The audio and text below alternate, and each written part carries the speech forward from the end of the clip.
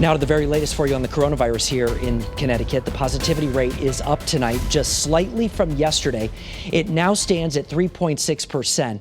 15 people died in the past day from the virus, and hospitalizations are up by 22 people, just over 400 now. The last time we had more than 400 people in the hospital from COVID was back on June 2nd. It is the first night as well of phase 2.1, as they're calling it, and that means an earlier closing time for restaurants.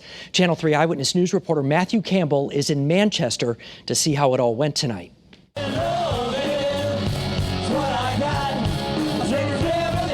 Tables spaced apart with people dancing in their seats. For many, this comfortable November night at Shea's in Manchester was an escape. It's a good feeling to feel like you can go out and have a good time with your friends and let go of the feeling of the COVID. But then 9:30 rolled around and the night was over. This is what restaurants all over Connecticut will look like by 10 o'clock. No patrons, but delivery and takeout are available. Usually Shea's would close at 2 a.m., kicking customers out hours early really hurts the bottom line of owner Jack Maloney. We will probably do about half of what we do on a Friday night.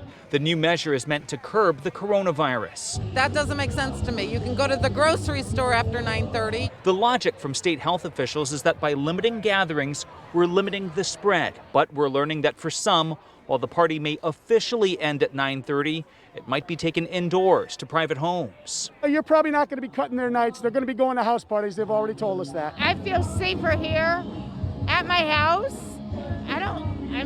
Nobody wears masks. If private gatherings increase, this might backfire on the state because everyone from the White House task force to the CDC agrees the virus is spreading at private gatherings. Patrons argue here rules are enforced, and it won't be at home. There's no enforcement at the house.